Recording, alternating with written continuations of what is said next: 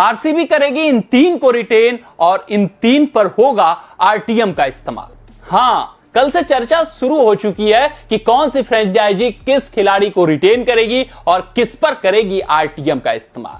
इस बार retention plus RTM एक tactical question हर एक फ्रेंचाइजी के लिए बना हुआ है और यही देखना दिलचस्प रहेगा रिटेंशन प्लस आरटीएम का उपयोग करके कौन फायदेमंद सौदा करेगा और कौन नुकसान उठाएगा।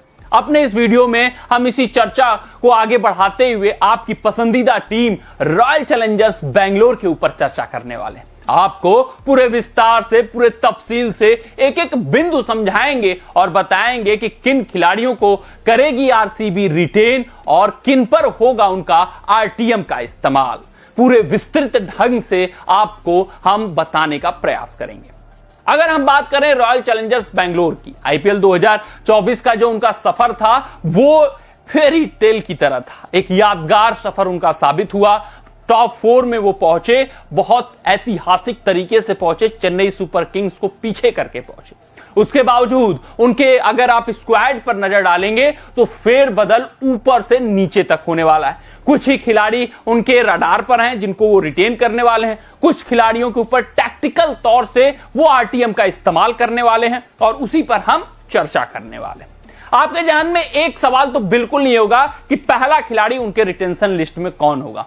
हां, बात हो रही है अपने सबसे पसंदीदा और भारतीय क्रिकेट के किंग कहे जाने वाले विराट कोहली की। विराट कोहली उनके पहले रिटेंशन होने वाले हैं। हालांकि ये विराट कोहली का बड़ा दिल होगा अगर वो आकर सामने से कहें कि नहीं, मुझे पहला रिटेंशन मत रखिए, मुझे दूसरा रिटेंशन रखिए, वो अलग बात हो जाएगी। वो अपने युवा को बढ़ाने का प्रयास हो जाएगा। लेकिन अगर हम बात करें लॉजिकल पॉइंट ऑफ व्यू से तो विराट कोहली उनके पहले रिटेंशन जो कि 18 करोड़ में रिटेन होने वाले हैं।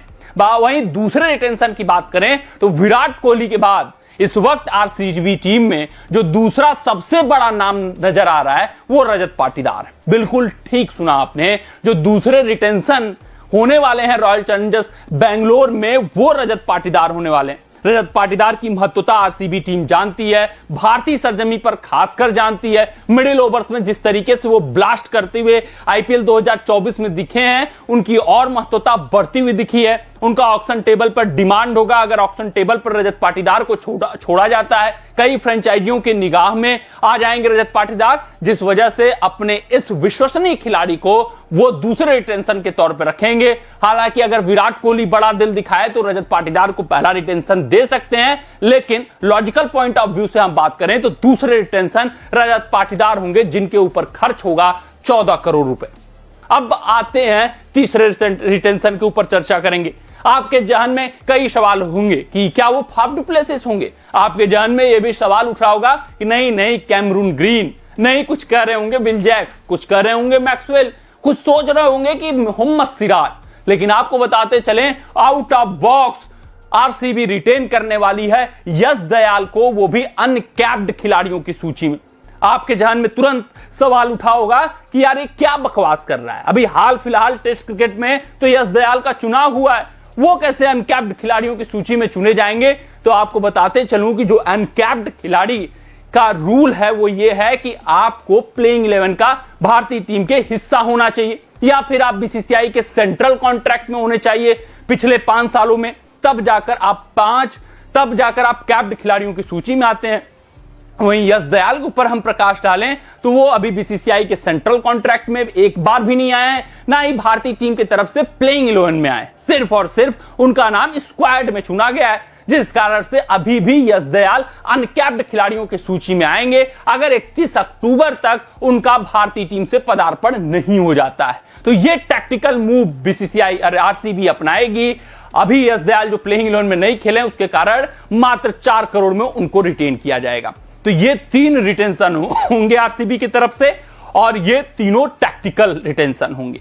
विराट कोहली मस्ट हैं, रजत पाटीदार मस्ट हैं, बाकी मैक्सवेल को जाने देंगे, विल जैक्स को जाने देंगे, कैमरून ग्रीन को जाने देंगे, मोहम्मद सिराज को जाने देंगे, क्योंकि टैक्टिकली चलेगी आरसीबी, बजट भी अपने पास रखेगी, पूरी नई नवेली उनको टीम बनाना है, नया कप्तान खरीदना है, जिस वजह से वो अधिक से अधिक बजट अपने पास रखना चाहेंगे। तो ये 3 रिटेंशन हो गए, यश दयाल अनकैप्ड खिलाड़ी में जाएंगे।